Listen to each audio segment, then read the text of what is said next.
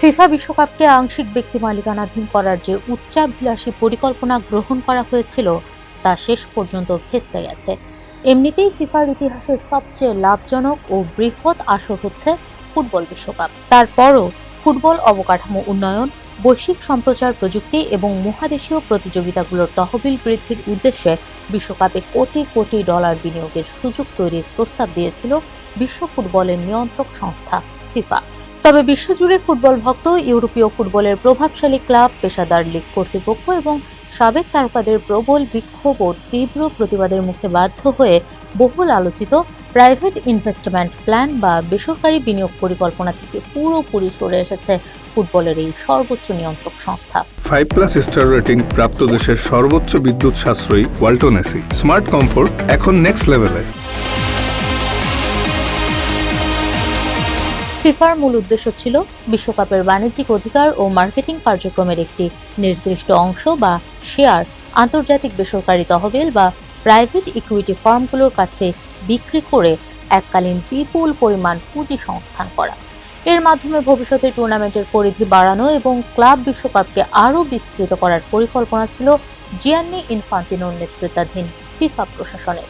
তবে বিশ্ব ফুটবলের সবচেয়ে বড় এই আসরের মালিকানায় কোনো বহিরাগত প্রাতিষ্ঠানিক বিনিয়োগকারী বা অর্থনৈতিক গোষ্ঠীর প্রবেশকে আন্তর্জাতিক ফুটবল অঙ্গন খুব একটা সহজভাবে নেয়। ফিফার এই পরিকল্পনার খবর প্রকাশ্যে আসার পরপরই সবচেয়ে বড় ধাক্কাটি আসে উয়েফা এবং ইউরোপীয় ক্লাব অ্যাসোসিয়েশনের পক্ষ থেকে। ইউরোপের প্রথম সারির ক্লাবগুলোর অভিযোগ ছিল, বেসরকারি মূলধন ফুটবল প্রতিযোগিতায় প্রবেশ করলে খেলার মূল আবেগ ও খেলাধুলার নিরপেক্ষতা নষ্ট হবে। মুনাফা কেন্দ্রিক বাণিজ্যিক প্রতিষ্ঠানগুলোর সিদ্ধান্ত নেওয়ার ক্ষমতার কারণে ফিক্সচার সূচি এবং খেলোয়াড়দের ওপর আন্তর্জাতিক চাপ বেড়ে যাবে আরও বহুগুণ। উয়েফা ও শীর্ষ ক্লাবগুলো স্পষ্ট জানিয়ে দেয়, ফুটবল কেবল ব্যবসা নয়, এটি ঐতিহ্যের অংশ। ফলে বিশ্বকাপকে ব্যক্তি মালিকানা বা ব্যবসায়িক কর্পোরেট সংস্থার কাছে বিকিয়ে দেওয়ার চেষ্টা তারা কোনোভাবেই মেনে নেবে না। ফুটবলকে অতি বাণিজ্যিকীকরণের বিরুদ্ধে রাজপথে ও সামাজিক যোগাযোগ মাধ্যমে সোচ্চার হন বিশ্বজুড়ে থাকা সমর্থক গোষ্ঠীগুলো। ইউরোপ সহ লাতিন আমেরিকার বিভিন্ন দেশের ফুটবল সমর্থক দলগুলো বিবৃতি দিয়ে জানায়, প্রাইভেট ইকুইটির অংশগ্রহণে টিকিটের দাম অস্বাভাবিক হারে বেড়ে যাবে এবং সাধারণ ফুটবল প্রেমীরা বিশ্বকাপের আনন্দ থেকে বঞ্চিত হবেন। সমর্থকদের এই সমন্বিত ক্ষোভই ইউরোপীয় ফুটবলের নীতি নির্ধারকদের আরও শক্ত অবস্থান নিতে বাধ্য করে।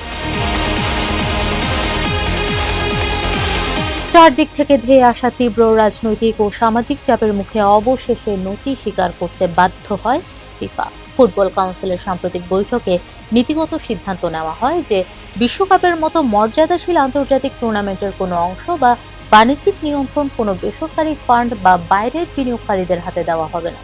জিয়ান্নি ইনফান্তিনো স্পষ্ট করেছেন, ফিফা তার নিজস্ব প্রচলিত রাজস্ব কাঠামো এবং বৈশ্বিক স্পন্সরশিপের উপর নির্ভর করে বিশ্বকাপ পরিচালনা করবে। এর মাধ্যমে ফুটবল প্রেমীদের তীব্র প্রতিক্রিয়ার মুখে ফুটবলের সবচেয়ে বড় মঞ্চটি সরাসরি বাণিজ্যিক বিক্রির হাত থেকে রক্ষা পেল।